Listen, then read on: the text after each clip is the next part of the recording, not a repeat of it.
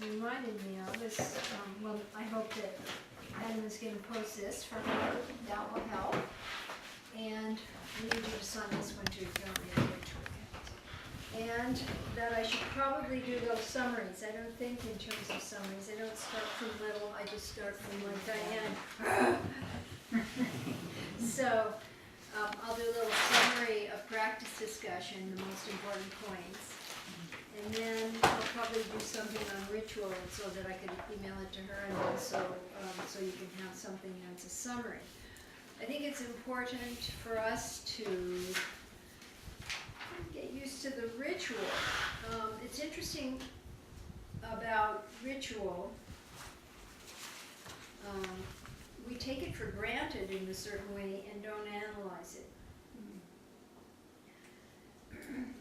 Ritual begins with ritualization. That means we turn little acts into rituals, whether that's having our coffee in the morning or how we get out of bed in the morning. Just as drama in the theater begins with social drama in everyday life, ritualization is a term used to designate stylized, repeated gesturing and posturing of animals. So, across the spectrum of living beings, we see the enactment of ritual. You see it with a dog who's going to settle down in one place, how it circles around. And ritualization is most obvious in the mating and aggressive behaviors of species. So this is something that's really part of being alive, not just for us as humans. It's a part of the communication system that we use. And we could think of it as a highlighter or an underline mark in terms of things that are ritualized, how they come out for us. So I want to say a few more things, background remarks about ritual.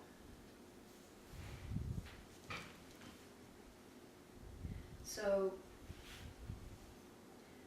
the mastery of ritual is an ability that people have at different levels. So not everyone is either comfortable or fluent in ritual, just like some people speak with their hands, so it's a different characteristic. And it takes and remakes schemes from the shared culture that can strategically nuance, privilege, or transform. So if we think of the very simplest ritual we have of putting the hands together and bowing, which is shared in many traditions. So it takes a feeling and a value and makes it into a physical gesture, and thereby changes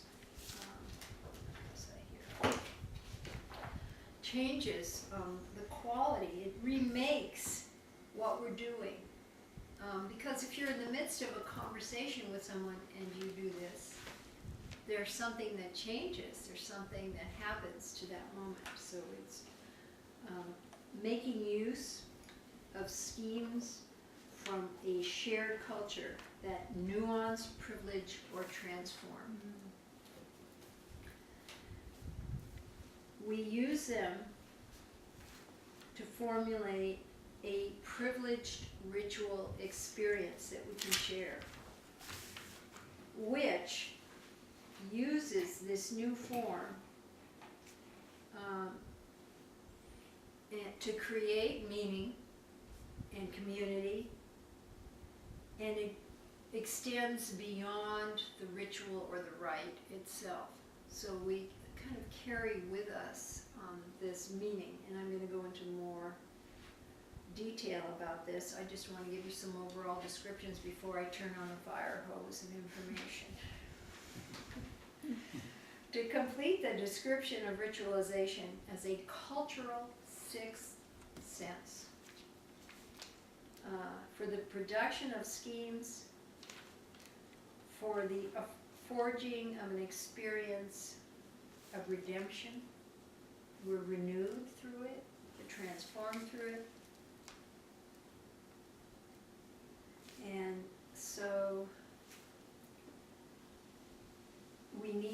context of the history. Everything in the Buddhist tradition comes together like this when we bow. So there's a context and a history that we're expressing. And the meaning of the ritual depends on that context. And the cultural sixth sense, I think, refers to the fact, like a musical ability, some people are more attuned to it, which may be what attracts us to Zen rather than a more secular practice. There's something about the music, the poetry of what we do together that's deeply moving to some of us. And so this is very much a part of our tradition. And it is also in the Tibetan tradition, and yet there's a whole school of insight meditation that has kind of eliminated these rituals and gives a very reasoned and rational approach to meditation. So for me, that would be like black and white versus color.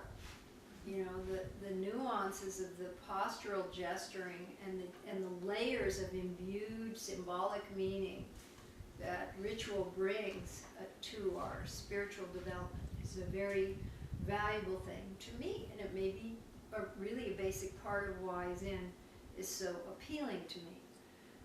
There is layers of imbued meaning in the design and the aesthetic of the Zendo and so on, and we'll talk a little bit more about that. If you're going to get a book on ritual, I would recommend this one, Zen Ritual, Studies of Zen Buddhist Theory and Practice, edited by Stephen Heine and Dale Wright. There's an article in here by Taigen with Zazen as an enactment ritual, where one becomes the Buddha, one manifests enlightenment in just sitting. There's also an article in here by Paula Arai, so about some of the ways women have embodied Dogen's teachings in ritual. What's the subtitle? Studies of Zen Buddhist Theory in Practice. So all of the theoretical frame that we read about in sutras or in Zen teachings comes to life in what we enact as a play, how we play together in the Zendo. It also builds community, and I'll talk a little bit more about that. One of the interesting things I've read about ritual is comparing some of the rituals in Soto Zen, which is done in this book. It's a very scholarly book, but I think it has a very interesting comparison of the essentials of gestures in Buddhist Soto Zen and in the Christian or Catholic community. So this book is Beginnings in Ritual Studies by Ronald L. Grimes. So for example, the gesture of sitting, zazen, compared to the gesture of eating, the communion meal in the Catholic tradition. The gestural complement of breathing, which goes with the sitting and the deep meaning, is it's breathing in Buddhist Soto Zen. In the Christian tradition, it's drinking and taking the wine. The facilitating gesture is walking in doing kinhin in Soto Zen. In the Christian tradition, it's receiving by open hand or mouth. These are essential gestures that are ritualized in these traditions. Gestural charter, the meaning of the gesture. For example, since we've taken the essential gesture to be sitting in Soto Zen, the gestural charter, the meaning of that, the underlying statement is, never from the seat will I stir until I have attained the supreme and absolute wisdom. So we're enacting that teaching with each period of sitting. And the more we're conscious of this, the richer and deeper our practice together becomes. And in the Catholic tradition, take this, all of you, and eat it. This is my body, which will be given up for you, the body of Christ. So, a gesture of obligation or submission. being struck for encouragement with the keisaku in Soto Zen. And in the Catholic traditions, making offerings of sacrifice. The gesture of gratitude, bowing with palms together. And in the Catholic tradition, praying, kneeling, and standing.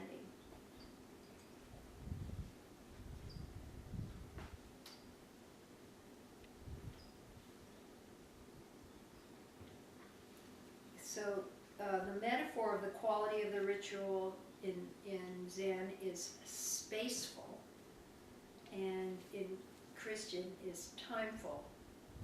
The metaphor of quantity in Zen is empty, and in Christian is full. Mm-hmm. We are full of, Christ spirit and so on. And the mode of time awareness in Zen is mindfulness of the present moment, being in this present moment as the eternal moment. And in the Christian tradition, it is remembrance and anticipation of the return. In Zen, the unit of time is the counted breath, breath by breath. And in Christianity, it is the eon, the week, the liturgical season. The mode of sacred identity is non-dualism in Zen, identification with, becoming it, becoming one with. The mode of sacred identity is a corporate participation, so it's an embodied participation as a group. The locus of sacred space for the paradigm gesture, which is sitting, is a wall. We use the wall, facing the wall, as our paradigm, the locus of our paradigm. And in Christianity, it's the altar. Of course, we go back and forth. The sound context of the gesture. In Soto Zen, it's silence. And in the Christian tradition, it's the words of the Bible. That's the oral segment of what we're doing. This use of the senses and the orientation of the senses in Zen is kinetic, body, movement, gesturing towards or seated, and olfactory, the offering of scent, because that's the Buddha's food. When we offer scents, not for ourselves so much, but as food for the Buddha. And for the Christian, it is gustatory, actually the taste of the wafers, of wine, and putting it in the mouth. So you can see that these are kind of basic building blocks of religious tradition that are interwoven with the meaning and the history and the culture of any given religion. Do you have any questions? We're not done yet, but I just thought I'd stop the fire hose for a minute. It's really interesting, these associations, having them pointed out. I mean, they're said. Yeah. Yes. But before they said, maybe I didn't have such a clear understanding of the connection, and how I would characterize the things the categories that he uses. Yes. So this is a very interesting point that we're doing here, because most of the time we practice in silence. That's our mode. So standing, in the Asian countries, they go to university to study these things. So we just haven't developed that yet. We're just beginning to. There are some Buddhist universities now. But for Zen, not yet. We have the Tibetan, Shambhala, Naropa, and we have Matripa, which I think is Tibetan. And we have a Chan school down in Southern California, I'm forgetting the name of it, University of the West, I think, or something like that. And then there's also Pure Land, the Jodo Shin, they have instituted Buddhist studies, and that specializes each one, even though it covers all the Buddhists, but we don't have it yet. So that's part of what Shogaku is working on, making it explicit, even though we may not be the carrier that goes on to create a context for you to appreciate what you're doing in. I'm a very earthy person, so for me, the example of how important it is to make this explicit so you can bring yourself to it is in the movie To Have and Have Not with Lauren Bacall and Humphrey Bogart. And as they're having their introductory meetings, they're in a room together, and she kisses him. And then she turns around and she kisses him again. And she says to him, "It's so much better when you help." It's like bringing your presence to an experience, understanding the meaning of the ritual, and bringing yourself to that meaning, embodying it. It's so much better when you help. It's so much better when you participate. It's so much more alive for you, and there's so much more depth. Anything else? So I want to go through, oops, this fell out here. Definitions. First of all, defining ritual, ceremony, and sacred. It's okay, this is sticky actually, so I'll just put it here. Some of the stickinesses. Yeah, but I think it's okay. So I won't stick to this. Yeah. So if we look at ritual as a performance mode, we can compare it to other ways that we perform in community or with groups, so, or with other people.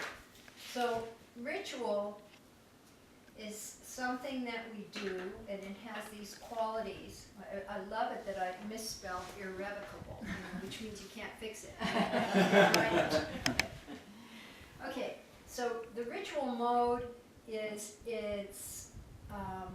has a quality of efficacy, which I've described already in getting you ready for this, which means it's to accomplish something, and it's accomplishing, transforming something from one state to another.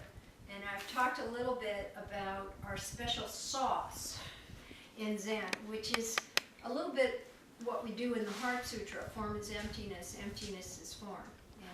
And in that space that we create out of that meaning of form is emptiness, emptiness is form, which takes our entire life to understand and embody. In that space, the transformation occurs. In that space that is beyond time and beyond the physical space, we create something where we bring a person who is new to practice through a space we create, and that person becomes a Buddhist. Or we take a baby, give the baby a name in this space, in this special ceremony, and the baby is now blessed and welcomed to the family and the community. Or we can do that with a home in a blessing ceremony, where we conduct a ritual within a home, and the efficacy is that we are somehow bringing protective energies, spirits, purification, and so on to that place through the ceremony. Or we take a couple who's consists of two individuals, and through the creation of a ceremonial space, ceremony, ritual, and their involvement and the community's witnessing, we create a space where they come out with married as a couple with a vow to each other for life. That's why it's irrevocable. So in order to make it revocable, they have to get a divorce, which is another ritual they'll have to go through to undo the ritual, because that ritual of getting married is irrevocable. So it's the same in like a christening or some of the other rituals in Christianity, or the bar mitzvah, that Jacob went into the ceremony as a boy, and the rabbi created the prayers and the space, and the traditional enactments and calling on the ancestors, and he left the ceremony as a man. That's irrevocable. You can't take that back. So it has efficacy and it's irrevocable. In the theater realm, this is also a public realm, but the purpose of it is entertainment. So there's enactments and rituals, but the purpose is entertainment. In a more personal space, we have confession, which is also a kind of ritual of cleansing and healing. But this is personal, and it's about the existential. It's not about accomplishing some transformational. It's about making meaning or sense out of one's existence. And in the ethical realm, in the public ethical realm, we have the political acts and rituals. So there's many modes that human beings have that they use to make meaning and to express themselves in different ways. So those are the sort of ways of putting ritual in perspective.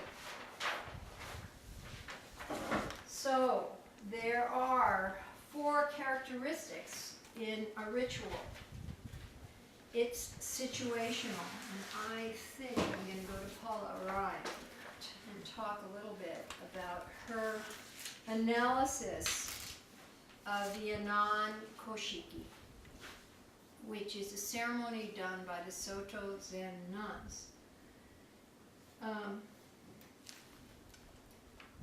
In this ceremony, we acknowledge the situation of the nuns' revitalization and need to find a way to express that they belong in the Buddhist orders. So there were nuns beginning to lead a movement in Japan and recreate and re-empower the Soto nuns in Japan. And so they created or made use of this old ceremony called the Anan Koshiki to enact that they had a place in the Buddhist world. And that was, we are going to thank Ananda for appealing to the Buddha to allow us to enter the Buddhist order, which goes back to the historical story that the first nuns, when they were forbidden entry into the order, or at least forbidden from home leaving, we're not quite sure which it was at this point. Ananda saw Mahapajapati weeping, as the story goes, and went to Buddha and said, are you going to let the women in? 3 times the Buddha said no. And that's all you're allowed to ask, so just keep that in mind. 3 no's and you're out. So then he had to switch to another question, which was, can women attain enlightenment? Is it the same for women as men? And the Buddha said, all right, you got me, they're in. Well, let me give you a bunch of rules that are extra for them, but they're in. So it was historically, the story is told that it was through Ananda's compassion that women entered the order. So in order to re-enter and reappear at this time in history, that's why the ritual is situational, they brought back the Anan Koshiki. It can be seen as an act that started the wave that led to Soto nuns fighting for, and by the 1960s, winning equal regulations in the institutional records of the Soto administration. The Anan Koshiki's power lies in its affirmation of nuns. The ritual ends with a declaration that all women can attain enlightenment. And I must tell a story about this situational business, because somewhere around one of the anniversaries of Dogen, Sotoshu decided to go to some of the really important Soto teachers in Japan and have them enact a ritual within their community and get it on video record. And so they went to Shundo Aoyama, who Paula Rice studied and lived in her community, and asked her which ritual she wanted to enact. And she said, I want to enact the Anan Koshiki.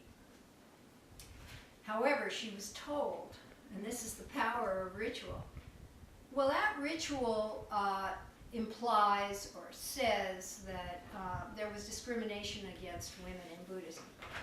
And since there is no discrimination against women in Buddhism, you can't do that one. How's that? Nice. For a paradox. Yeah. But she's a very powerful woman, so she did something else officially, and she got the videographer to do the Anan Koshiki and to have a video of it. In fact, when I went to see her, it was for the purpose, and I think it was before this actually happened, I went to her and said, you know, we don't have that ceremony, and I would like to get that ceremony and translate it. And I think since then, Diane Benage has translated it. So that was a situation for which they revived the Anan Koshiki, a period in time, political context. Is there an annual reenactment of this at Oh, they do temples or regularly, yeah. regularly? Yeah, You did a modified one when yeah. I was there. I think for- you did it on Nantan. What was a small one? Yeah, that's the Anantan. It's Yeah. a smaller version of Yeah. that, which she said, you know, this one is a real opera. Yes, we saw photos, you have to have a lot of people. You have a lot of fine voice Yeah, propios sings, and, yeah. and yeah, it's a So lot. just because women have been given equal rights, they don't quit enacting the ceremony, and it's still Well, there, brought forth all the time. yes, we can't say that officially that Sotoshu declared women equal, I think in 1989. He said, okay, we've done everything we need to do and there's equality. But if you go there, you know it isn't true. If you look at the Sotoshu, I think it was something like 1,500 nuns and 20-some thousand monks in Sotoshu. It's not quite equal yet. And so, you know, the equality was that prior to this time, which culminated in women's equality in Sotoshu, women could not receive Dharma transmission and be recognized as independent teachers. So that was established. And then there's a strategy. The strategy employed by this ritual is the use of a ceremonial format that is established as part of Soto Zen. In other words, they use the building blocks of Soto Zen rituals, the same as all other ceremonies that Sotoshu people do. So you can see that it's consistent and cut from the same cloth as Soto Zen. So it's not outside of the tradition, this ritual. It's an act of gratitude to exalt a highly revered figure, Ananda. So I find it to be one of the cleverest feminist ploys that I've ever learned of. Because nobody puts anybody down, all they do say, oh, Ananda, you were so great to let us in. And there's no complaining.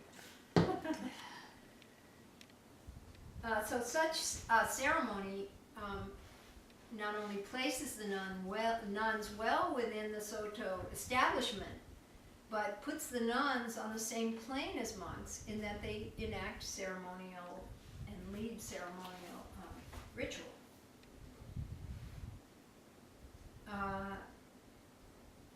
They did not have to fight for the right to do this ritual because actually the men don't do it. I was just thinking that would be when it's Yeah. really equal. When Yeah. the men and the women do the ceremony. So, yeah, it is a non-confrontational method that is an actualization of the nuns' goals to be fully respected by the monks. So that's what they're enacting with this ritual. That's the strategy. Now, the next category, misrecognition, is sort of hard to get. But if we think about the meal ceremony, we can think about one act of misrecognition when we say, now we open Buddha's bowls. We're not saying, now we open the bowls that are kind of like what the Buddha used. We're saying, these are the Buddha's bowls. In fact, we consider the first bowl to be the Buddha's head. And it's not like the Buddha's head, it becomes the Buddha's head within the ceremony. That's why if you break your Buddha bowl in a monastery, you might get kicked out. That's just a very bad thing to do. It's harmful to the Buddha. I mean, we misrecognize the bowl for the Buddha's head on purpose. And so all ritual take their power from misrecognition, where we say this means this, but we don't make it a simile. We actually do it. You know, when I offer scent to Tara, we're misrecognizing the fact that this is a bronze statue. I'm having a communion with her spirit, and as I'm internally experiencing it, the resonance from that is felt in the room. If it's just going like this, is okay, I gotta go up and do this. But when I'm doing it, I'm connecting with her third eye and my third eye. And that's what's happening for me internally. I misrecognize that this is a statue that I ordered online from eBay, and taking it for Tara herself, a living, breathing Tara that has the ability to commune with me. So when you do ceremony and you do that, you're misrecognizing and you're imbuing it with layers and layers of myth and feeling. You were going to say something? Yes, I was wondering about, so that when we take food in from the Buddha bowl, Yes. it's like becoming Buddha. Yes. And it's interesting to me that that's where the transubstantiation takes place in the Catholic ritual of the communion. They both have to do with food. Yes. Well, it's not our essential gesture.